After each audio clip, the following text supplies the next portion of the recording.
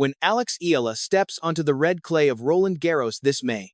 She isn't just carrying her racket. She is carrying the undivided, heavy attention of over 100 million people back in the Philippines. If you look at the YouTube thumbnails and the local media headlines right now, the narrative is perfectly painted in gold. They talk about a grand entrance. They fabricate quotes about French Open officials, giving her a huge welcome. They paint a picture of a conquering hero arriving in Paris. But here on Tennis Dow, we look at the reality of the WTA Tour. And the reality is far more brutal, and honestly, far more fascinating than any manufactured fairy tale. Let's anchor this in undeniable facts. On March 16, 2026, when the new WTA rankings dropped, Alex Eala found her name at world number 29. I want you to pause and understand the gravity of that number. This is not just a career high. This is a national ceiling shattered into pieces. No player from her nation has ever breathed this kind of air in the singles rankings. She is no longer just a prodigy from the Rafa Nadal Academy in Spain. She is a seeded tier threat walking into a Grand Slam. Everyone is talking about her forehand mechanics. Everyone is analyzing her movement on clay. But almost no one is talking about the terrifying isolation of being number 29. Think about it. When an American or a Spanish player breaks into the top 30, they have a roadmap. They have veterans in the locker room who have walked that exact path. They have a system designed to buffer the shock of transitioning from the ITF circuits to the absolute apex of the sport. Alex Eala does not have that luxury. She is the pioneer. And the heaviest burden a pioneer carries is that they have to draw the map in the dark, usually while taking heavy fire. The real story of this year's French Open for Eala isn't about whether the tournament directors are laying out a red carpet. It's about survival. Just days ago, at the Italian Open in Rome, we saw exactly what that survival looks like. Eala faced Elena Rybakina, the world number 2. The match wasn't just a tennis game. It was a physical reality check. Against players like Rybakina or Iga Swiatek, the ball doesn't just come back faster. It comes back heavier. It comes back with a malicious intent that tests not just your technique, but the structural integrity of your shoulders and your core. Eala managed to steal 7 games off Rybakina, avoiding the bagels and breadsticks that Rybakina routinely hands out to tour veterans. The Filipino fans rightfully celebrated that resilience. But from an analytical standpoint, that match in Rome was a glaring warning siren ahead of Paris. The physical toll of the WTA Tour is designed to eat prodigies alive. You don't just need the stamina to run for 3 hours. You need the neurological endurance to process high-stakes problem, solving under extreme cardiovascular distress, day after day. The anxiety surrounding Eala's campaign at Roland Garros shouldn't be about her talent. The talent is undeniable. The anxiety is whether her 20-year-old body and mind can sustainably absorb the kinetic and psychological violence of playing top 10 tennis. Because when you are the pride of a nation, every unforced error feels like a national disappointment. Every medical timeout sends shockwaves through social media. Eala's parents, Mike and Riza, know this better than anyone. The financial sacrifices and the quiet, behind-the-scenes engineering required to build a top 30 player are staggering.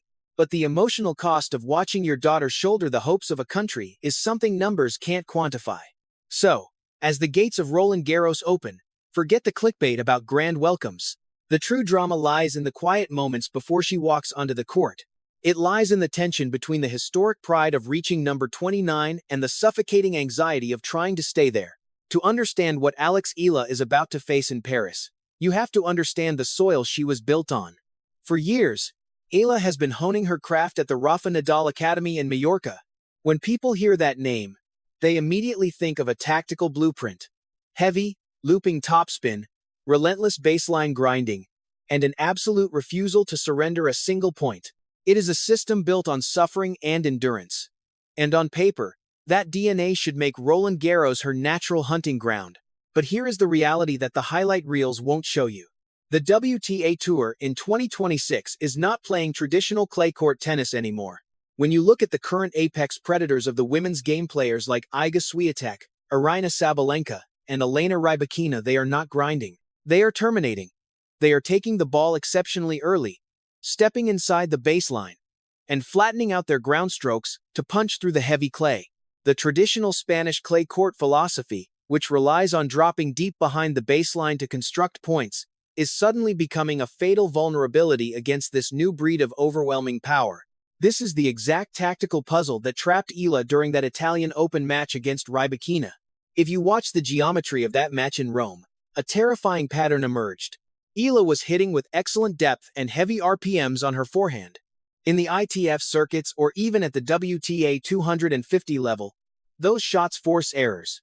But against the world number 2, Rybakina simply stepped into the court, absorbed the spin, and redirected the ball flat into the open corners.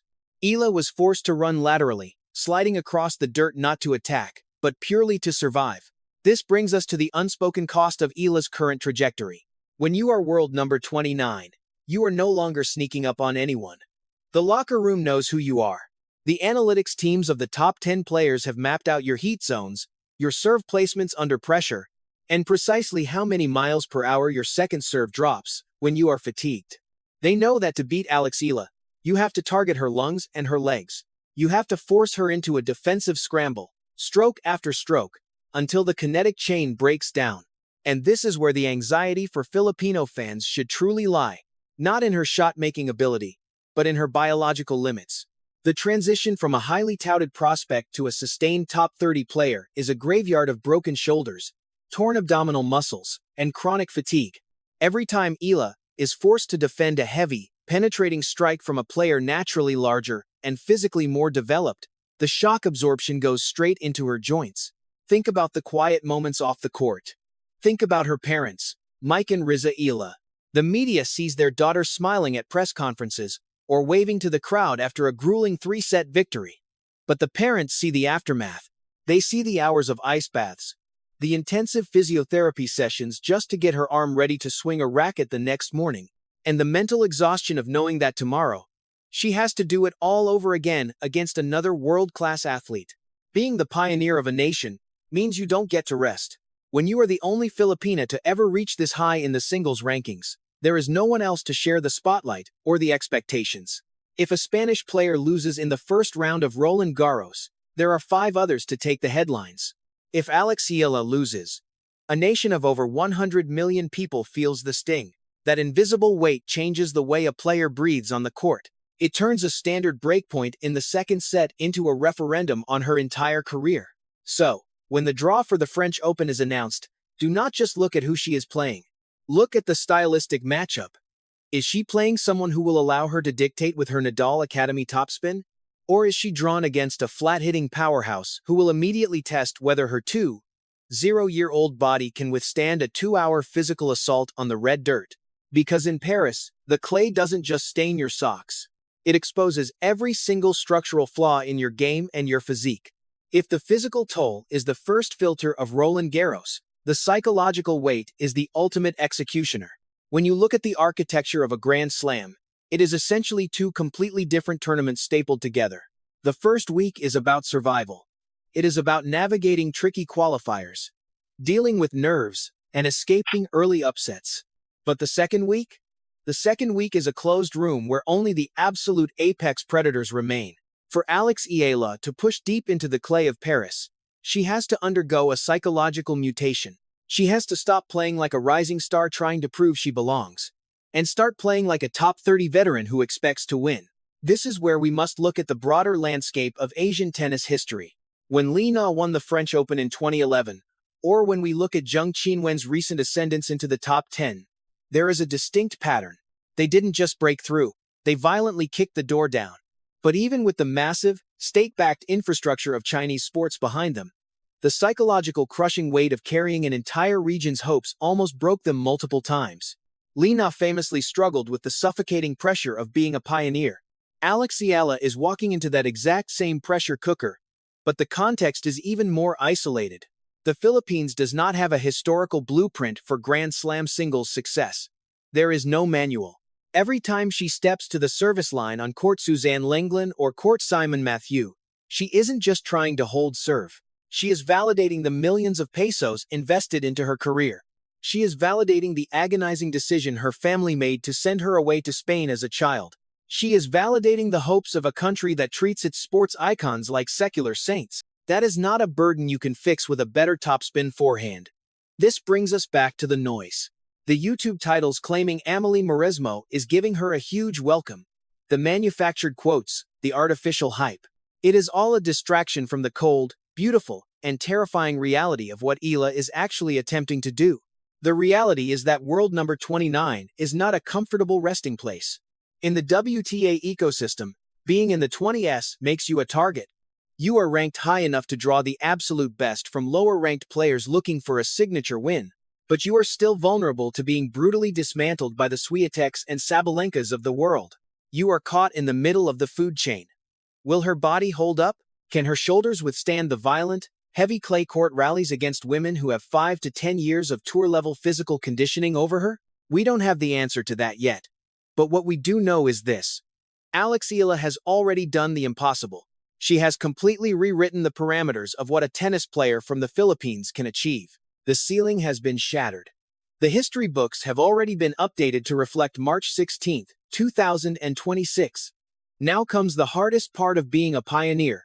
You have climbed the mountain, you have planted the flag, and suddenly you look around and realize the air is thin, the wind is freezing, and you are entirely alone. The battle at Roland Garros this year is not about the grand welcome. It is about whether she can learn to breathe in the freezing air of the WTA elite. This is Tennis Dow. If you appreciate tennis analysis that strips away the clickbait and respects the harsh realities of the tour, hit the subscribe button. Let me know in the comments below. Do you think Eala's Natal Academy DNA will be her ultimate weapon in Paris, or will the modern power game of the WTA expose her physical limits? See you in the next video.